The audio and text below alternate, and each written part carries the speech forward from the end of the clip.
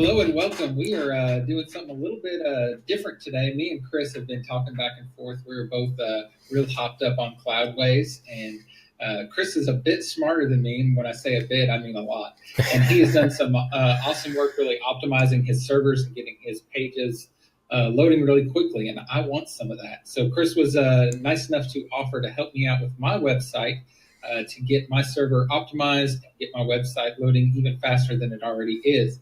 So we thought, well, why not go ahead and record this conversation and let everybody else get in on the phone too? So, hello, Chris. Thank you for doing this for me. I appreciate it. My pleasure, man. I've actually had a fun time optimizing my sites and my servers on Cloudways because it's pretty easy to do. And I think a lot of the things that we're going to be probably covering in this call is just they're just little like nuggets that I've picked up from people along the way that are actually using Cloudways, because there's specific Cloudways things that you can do in the dashboard. And I've just gone and I've kind of made those tweaks and changes on a couple of test servers, got really great results. And so I started deploying that out to all of my live servers where my clients' websites are being hosted. And I mean, the results kind of speak for themselves. I had that photographer site that I posted up there was pretty crazy. I got that loading in like 1.8 to 2 seconds with a lot of high def resolution photography and stuff. So that was really great. But yeah, I'm excited for it, man. I think this is going to be fun. Absolutely. I think I was already impressed with how fast my site was loading, and I know you've already pulled some reports on that, so we can go over all that, what it's at now. And just to be transparent with everyone too on this is me and Chris talked about how we were going to do this, and we decided we're going to do this on my live server, which has my site and several client sites on it, and on my live website. So I'm trusting enough in the process that we're just going to roll with it. So we'll see how it goes. But yeah, let's jump in and get started. Let's do it.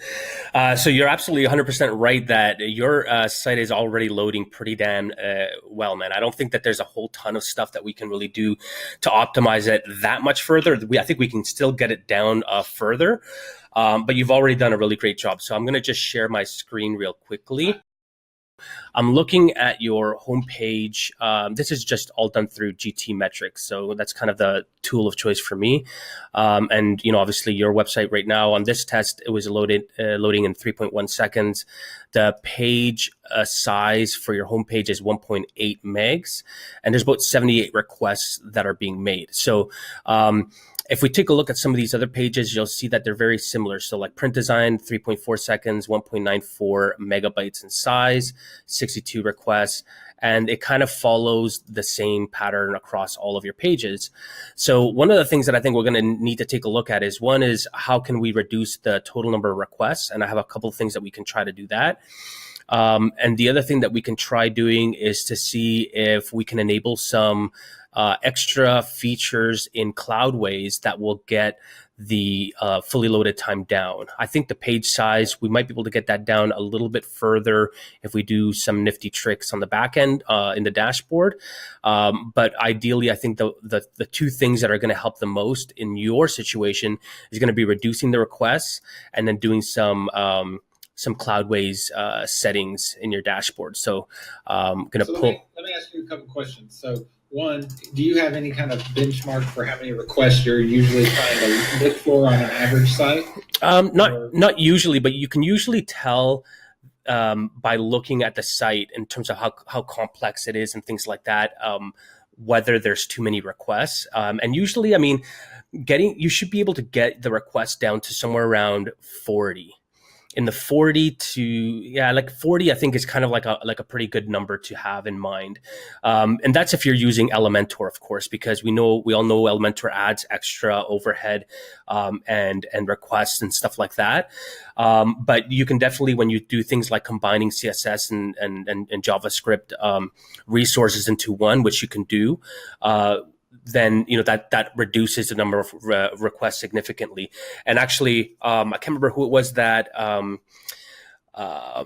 gave me that trick, and it's actually done through the Breeze plugin, the Breeze caching plugin, where you can actually combine all these resources, and it actually reduced things significantly for me. So I'll show you how we can do that.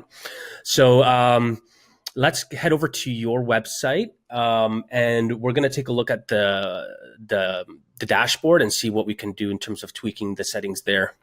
All right. Okay, cool. Why So don't you guide me through what I need to do? okay, cool. So yeah, the very first thing that I think we're going to want to do is install the Breeze caching plugin. So do you have any sort of caching on the? Okay, so you do have Breeze already installed. Great. So just go into Yes, I the do have it installed. so go into the settings section there. And I'll tell you sort of like what these settings are and what I typically use and why I use them. So you already have a couple of the settings that I use already checked off. So you have the minification of HTML and CSS. And basically what that does is, you know, us as humans, we like things properly formatted and spaces and all that stuff. Minification just gets rid of all the spaces and new lines and all that stuff. And it just converts all of that, all those characters, all that code into a single long line. And so for humans, it's not very readable, but for computers that don't need all that formatting, it takes away a whole bunch of characters you don't need, and it reduces the size of those resources. So minification is 100% a really, really good thing to do. The other thing there, you see minification of JS. I would actually put that in there as well. Now, this is mainly if you have JavaScript resources that already haven't been minified. And I don't actually know if Elementor resources are minified or not, but you can usually tell if you ever look in the source code or in the through like the Chrome inspector. And if you ever look at like the network tab or the sources tab where it tells you the things that are being loaded, if you ever see a .min.js or .min.css, that will tell you that it's been minified, but I actually haven't checked to see if that is the case with Elementor resources, but I would just enable it. And as is the case with pretty much any of the things that we're going to be doing here, I would always just enable an option, save changes, and then just load your front end and just make sure that everything's still okay. So I would just hit save changes here real quickly and just open up your homepage in a new tab and just make sure that everything's okay. And it's probably going to be just fine. So yeah, it looks like everything's probably working just fine. One thing that you also want to do too, whenever you're doing these kind of adjustments, is opening up an inspector window. So your developer tools, whatever browser you like to use, whether it's Firefox or Chrome, right click and go to inspect. And what you want to do essentially is just have the console open. So you'll see at the top of that new tray there's the tabs on the top left.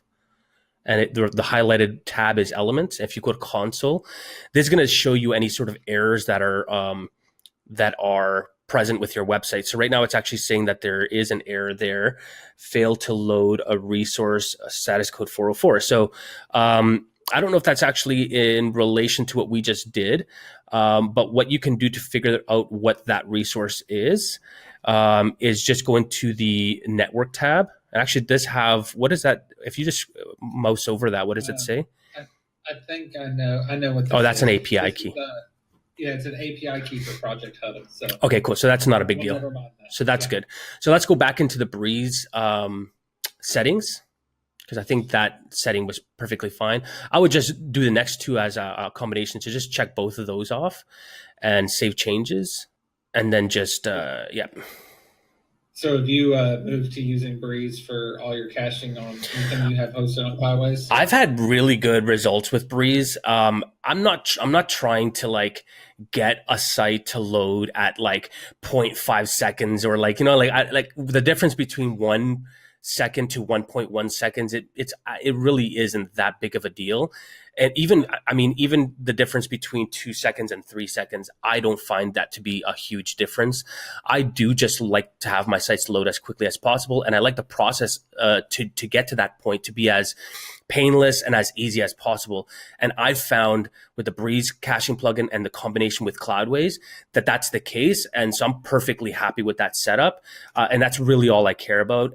Especially with me focusing a lot on SEO, my ideal scenario is to get any website that I have that I'm working on SEO for to load in under 3 seconds. That's my benchmark. At anything over 3 seconds, I'm not happy with, as long as that the extra load time after 3 seconds is added there because of extra marketing tools that you need connected to the site that are there to increase the effectiveness of the website. So we have things like, one of my clients has Salesforce, a Salesforce plugin connected in there, and they have all these other CRMs and marketing plugins that they have connected, and it does add to the load time. And I think a couple of pages load at like 6 seconds.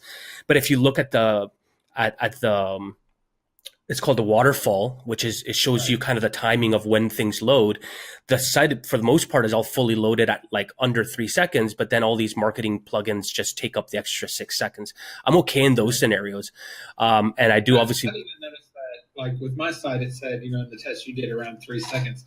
But to the human eye, the site, usually when I'm loading it, is way faster than that. It's just not everything from the page isn't fully loaded. Right. Yeah. For me, I'm kind of with you. Like, I want to get it as quick as I can get it within reason. I don't want to spend six days on a client's website trying to optimize it for speed. No, and have something that I can just duplicate over and over and feel good about it. And the ROI for that time is so shit. Like, I don't really know why you're spending all of that time and effort and energy for that extra 0.5 seconds. It really doesn't make that much sense to me. You can be using that time for way better things. So did you just refresh the page to make sure that, so everything's still working. So that's great. So let's go back into the Breeze plugin. So now the include inline JS and CSS. I believe what this is just doing is including the above the fold content for CSS. Sorry, the above the fold content, it's including the CSS for that content in line with the HTML. And the reason for that is because the HTML loads first and then the CSS loads after. So if you include the styling and everything for the above the fold content within the HTML, when the user's browser requests the HTML page, it actually will carry the styling in that one first request, as opposed to having to wait for that CSS to load separately. And so that gives the impression of like this instantaneous load. And it really, if you were to look below the fold, you'd have to actually see that the styling isn't really applied there. But then by the time that you even get to scroll, the CSS has loaded. And so the perception on the user side is instantaneous loading. So that's really a really good thing to do. Next thing you want to go and do is go into the advanced options. I don't know if I do anything in here. I don't really do. Well, actually, no, this is a big one. Group CSS and JS files. I usually check both of those on. The JS can sometimes break things. So you want to just test that and make sure that it's going to be okay. So if you want to just hit save now that you've checked the JS option off, and then just reload and make sure everything works. With hitting that, if I have any of the element or like animation type things on, like the typing text or something like that. Okay. I've had caching plugins. I don't know Breeze in particular, but I've had caching plugins where that broke those animations. Anything like that on this page. So I've tested that with Elementor. I haven't had any problems with it, but there are things you can do to fix that. So I'll just kind of explain very briefly for anybody, if anybody actually does run into something like that. So the reason why we're even doing this grouped CSS and JS files is because that is actually one of the key things for reducing the total number of requests. When you have something like Elementor, the way that Elementor works, excuse me, got a bit of a cold. The way that Elementor works is that you have Elementor creates extra CSS files for every page. Every time that you edit an element and you change the settings and stuff like that, like margins or whatever, it's creating extra things, extra resources in terms of CSS.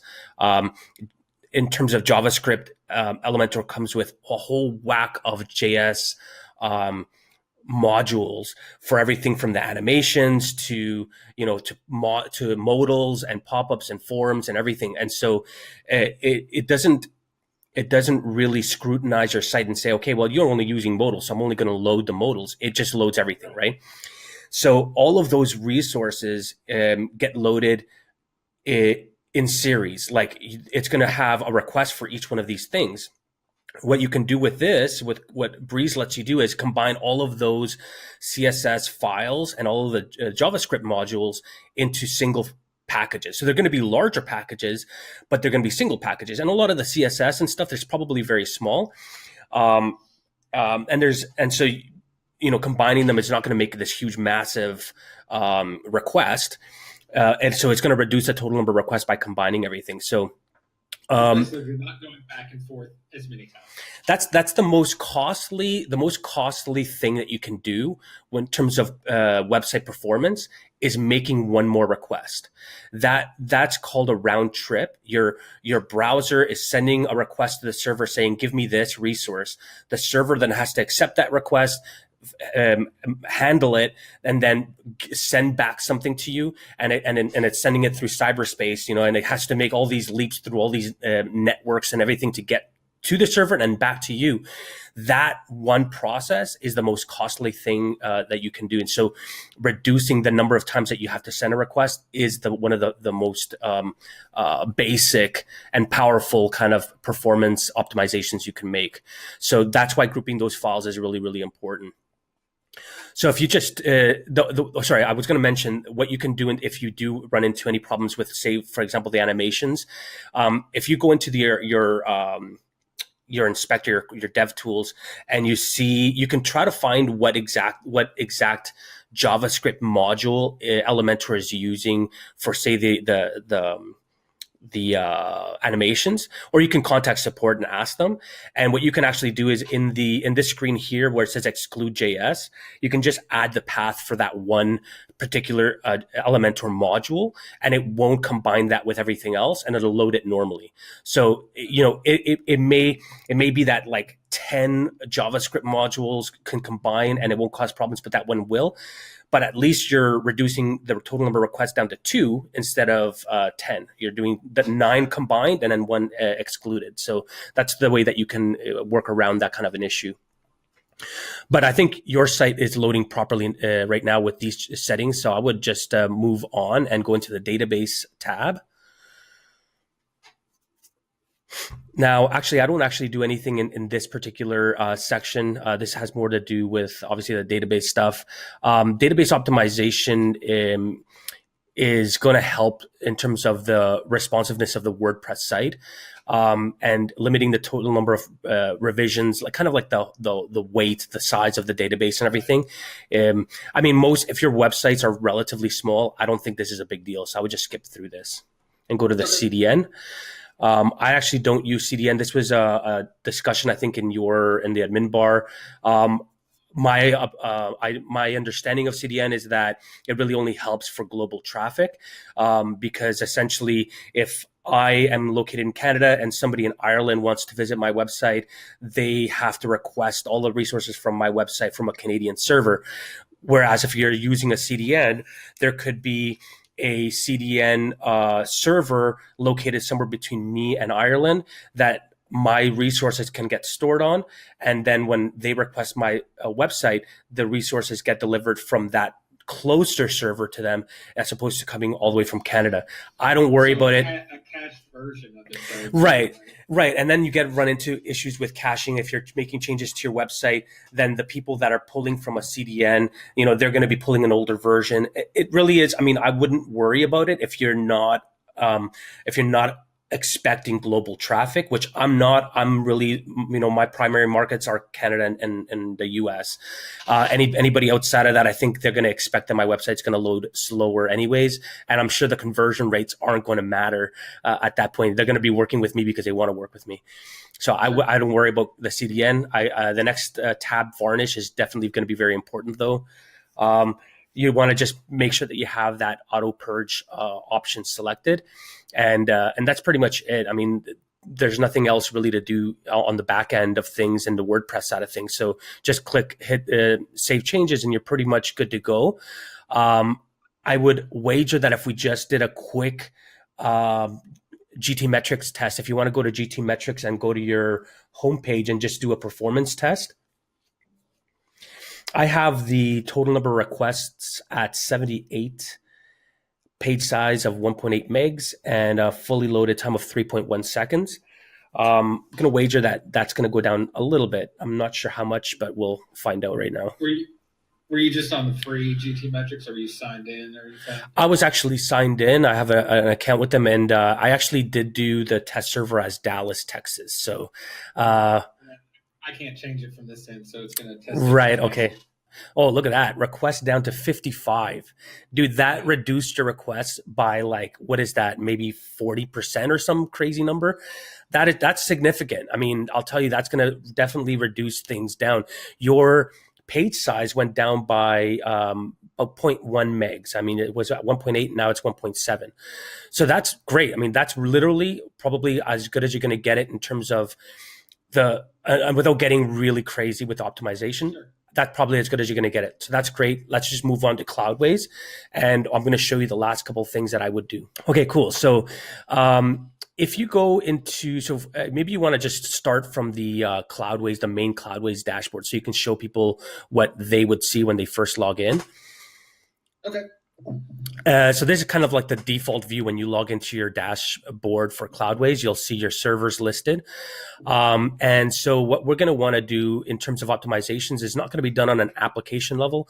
It's going to be done on the actual server level. And actually, there's going to be one thing that we can do on the application level that I didn't think about until just now. We're going to do that in a minute, but let's just go into the server settings first. So go into your Ogle server there. Now, just to point out before we continue here, we did do one thing before starting this recording, which is to make sure that we take a full backup of this entire server. So under the backup section there is an option to take a backup of the entire server, which we did. And that'll allow us to just sort of restore things if anything were to happen. But I've already done these exact steps on one of my servers, and really nothing to worry. But if all you're doing is hosting WordPress sites, I've tested this out and it's completely fine to do. So what you want to do is just go into the settings and packages. Okay, cool. So I thought I was on the application level that you did it, but I guess you can also do it here.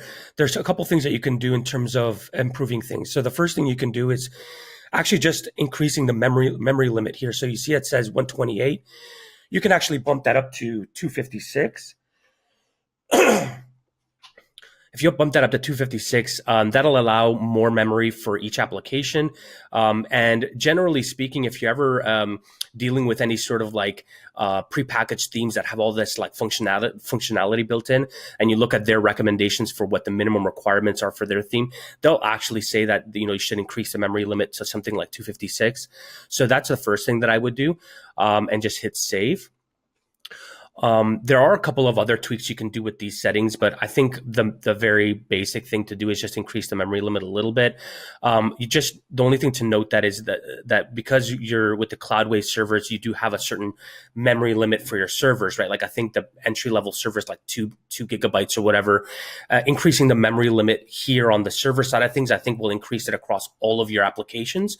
So it could be that, if you're already kind of close to your memory limit, this might sort of max it out. So you might want to try to like do this incrementally, or just do this only to the applications that you want to run faster or whatever. But this is making the change across all the applications on this server. So just something to note or whatever.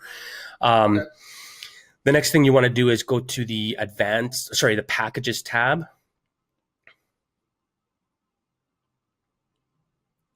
Yeah, so here's the thing, right? I think it was Ted Darling that was telling me about changing the MySQL version from MySQL to MariaDB because MariaDB is more performant. I actually tested this out and found that to be 100% true. So that's going to be what the next thing that we're going to do is just click on the MySQL 5.5, that little pen there, and then just scroll down, just drop that down and go down to MariaDB 10, and then just hit a save. Yeah, that's it. So what this is actually going to do is install that package now, and what it's going to essentially just replace the database connectors and stuff like that these applications are using with the MariaDB integration. So it's going to take a few minutes to do, and it's going to make this change across all of your applications. But once it's done, it's going to make a huge difference in terms of the performance of the server. So we'll probably cut this video off while we just wait for this to finish, and then we'll pick up once this process is done. Okay, cool. So yeah, the upgrade finished. You can see there that it's now using MariaDB 10. If you just go back to your website and just reload it, make sure everything's still working fine. Looking like it's fine. Yeah, should be fine. Like I said, I mean, this is a pretty standard thing, I think, to just change this, the database engine over. You say that it's standard, but I'll tell you, there's going to be plenty of people like me that are watching this video that would, maybe even if somebody just told them, yeah, just change that over, would be very hesitant. I was too. I'm not going to lie. If anybody else told me, I probably wouldn't do it. But like you being here showing me how to do this is giving me confidence by doing it. Like I said, we're doing this on my live server and my live site. Yeah. I appreciate the confidence you have in me, man. You're rock star, so I'm not worried about it. So yeah, I mean, it really, I mean, just from my own technical understanding of databases and programming and things like that, I don't really think it's that much of a change. Because basically what you're doing is just switching out the database engine. So I think it really isn't that big of a deal. But yeah, like you can see there, it wasn't too difficult to do, especially through Cloudways. You just have a single button you click and it just does everything. Cloudways takes care of all the magic in the back end to reconfigure everything. So there really isn't much to really know. I mean, I'm not a genius for figuring out how to click on a drop down.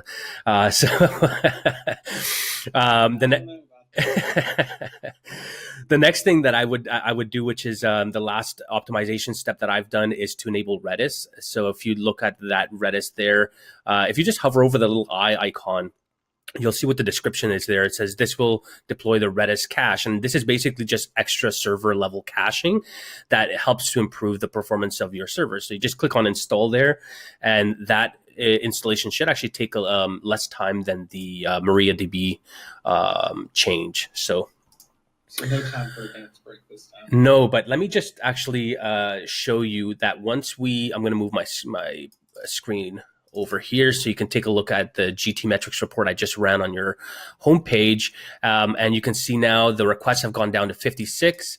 The fully loaded time went down from 3.1 seconds down to 1.9 seconds. So your homepage is loading in under 2 seconds, which is amazing. This is before... Yeah, so this is before the MariaDB and Redis settings changes. So we're going to be able to actually see the difference that those two settings made. So cool. Yeah, so let me just, actually, I'm going to bring this back in, I guess. Let me just do a live test here. Just hit retest, and we'll see what the Ogle Web results are like now. So in terms of like just... I got a fully loaded time of 4.3 seconds, and obviously that's not what we were expecting. We were expecting better than 1.8 or 1.9, whatever we had the last time. So, what you want to do is in GT metrics is just go into this waterfall tab, and you want to just analyze this waterfall. This is going to show you all the different resources on the left-hand side, the amount of, or at what point they were being loaded. So, this kind of goes sequentially, and the total number of seconds or milliseconds that each resource took to load. And if you just kind of scroll down this list, you'll see, boom, this one resource here that just delayed everything by 2.11 seconds. And you can just kind of hover over this, the name here. And that's how I was able to see that it was that API key that Kyle had mentioned earlier that was delaying the loading of the rest of the resources, which brought this fully loaded time up to 4.3 seconds. So I think Kyle just went and removed that code from his site. So I'm just going to do a retest. Didn't really change the fully loaded time. We got 1.9 seconds on a retest. So I don't think that we're going to actually get it much better than what we have it at now. Sorry about that.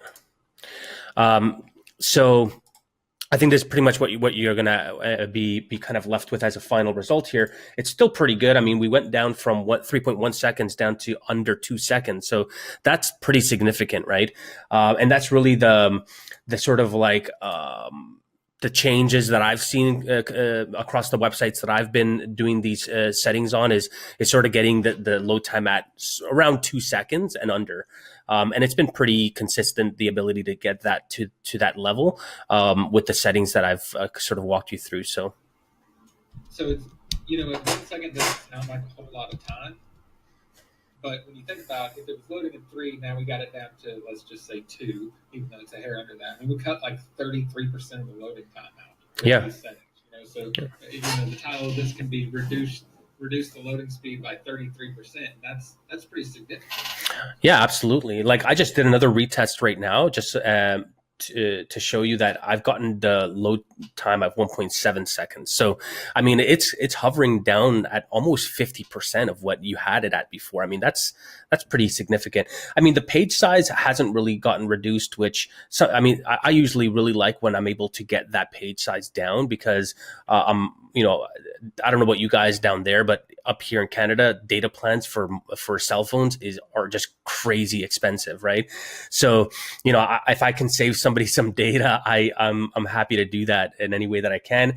And obviously, the experience is a whole lot better when you just, you know, you go to a website and it just instantaneously just pops up on your phone. It's really great. So, I think, you know, I'll tell you one little story too, just because I think it ties in well, and I've just had this happen. I had a customer or potential customer call me a couple days ago, and he said he's been searching for a website developer for 2 weeks, right? Yep. And he said he's been looking at everybody within driving distance of him, and he's like 30 minutes away from me, right? And so he came across my website and I guess bookmarked it to come back to it, and he had it narrowed down to a few, and he ended up calling me, and he said because a couple things. One, my page loaded quickly. And 2, he didn't find a bunch of broken stuff on my site. He went to a lot of other people's web developer sites, and there would be like their portfolio, and he would click the button to see the page or something, and there'd be a broken link and stuff. So those things really do matter to customers. Maybe not to every customer, but you know, people notice those things, and it does give an impression of your company, especially if you're selling a website and you want your website to perform as best as possible, you know? I mean, yeah, especially for us as, you know, designers, I feel a little bit embarrassed, to be honest with you, of my website, just because I just don't have any time to put towards it. And I know it could be a lot better, but I mean, like, your website is killer, man. I love your website, and it definitely makes a huge difference for people when they see an agency's website who's like very clean, it loads quickly, and nothing's broken, like you said. I mean, that's a pretty responsible business owner to be, you know, going to that level and making those observations. I think that obviously speaks to that business owner's you know, business savvy or whatever, because they are able to kind of like see into that, right? But yeah, I mean, look, I'm just gonna show you one more report because I wanted to compare your slowest performing page compared to what it is now. And your slowest performing page was actually your website design page. So let me just pull this report in here. 1 second. Okay, here. So these are all the reports that I had pulled up before our call. And this is the website design page. So you'll see here 3.5 seconds, 1.85 meg total page size, 70 requests. So let me just minimize that. I'm going to just show you what the GT metrics test that I just ran is. And you've got the fully loaded time down to 2.1 seconds. Same page size, but the request went from 70 to 45. And you'll recall that's like what I said was the most costly thing was the request, and that makes a huge difference, right? So, I mean, your website now is pretty spot on, man. I think that's pretty impressive to have it at that point. I mean, I'd be completely happy with that if that was my site or my client's site. So. Well, I am thrilled, and I appreciate you helping me out and getting me through this. You know, like I said, I would have been too nervous to just start pressing buttons. I come from a design background, not a development background, so when I get on the backside of the server, I've always been really nervous. And kind of moving to Cloudways has actually given me quite a bit of confidence. The first time I logged into Cloudways, and I'm used to looking at a cPanel, Cloudways was like completely backwards to me, and I didn't know what I was looking at. But now that I'm Cloudways took me like a day or two to kind of wrap my brain around. And once I did that, now when I have to go log into my old servers and look at cPanel, I'm just like, man, this is a complete disaster. It's such a mess in here. It's cluttered. There's all this stuff I would never touch in here. So Cloudways has helped give me like a lot of confidence to feel better about being able to put up a new server, install a new application, get a client site loaded. Yeah. The whole process of starting a development site and then pushing that to their live site, through the development process. And it's just so easy. I know, man. I agree, and my experience with Cloudways has been pretty amazing, actually. Like, I've had a couple of glitches here and there, minor things, but I've reached out to their support and they've always helped me out. And it's usually on the first interaction with them that I'm able to get a resolution. So I'm perfectly happy with that. If you actually go back into your Cloudways dashboard, I wanted to show you one thing, which I don't know if you know this, but if you go into your, just go into any application. So like the Ogle website. Okay. One of the things that I find to be really a peace of mind for me is the fact that by default, Cloudways just performs daily backups of your applications.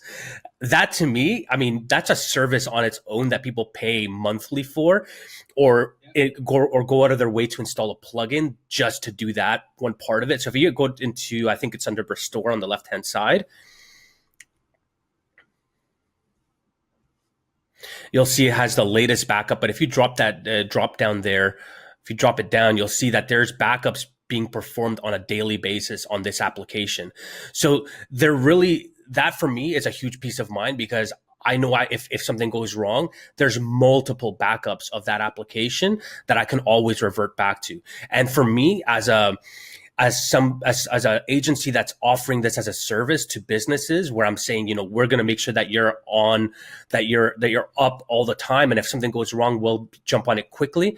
That, to me, gives me the confidence of being able to say that we can actually do that, right? Because if something goes wrong with that client's website, you have multiple backups. You just one click restore and everything's back up. You can do your investigation, figure out what happened or whatnot, and move on, right? Yeah, and I think you're probably still smart to have another backup source. 100%, yeah. Just rely on the server. But this is where I would go back first to try to fix the problem first. Yeah. Because, I use a plugin to do backups as well, so I have that as well. But this is really easy. It is. Other restoring options aren't quite that easy. No, they're not. You have another backup solution. You got to probably import that in somehow, and then you got to do a bunch of stuff. This, like you said, is just a one-click thing, and I've actually used it before. My agency site went down for because there was an update to Astra that broke my site, and it wasn't Astra's fault. It was my fault. I did something wrong with the site. Anyways, I was able to just log into Cloudways. I was actually out to dinner with my wife, my family, and somebody messaged me. It was actually a prospect, which was the worst thing that can happen. Prospect of mine that sent me email and said, "Hey, listen, I was trying to take a look at your website and it's not loading."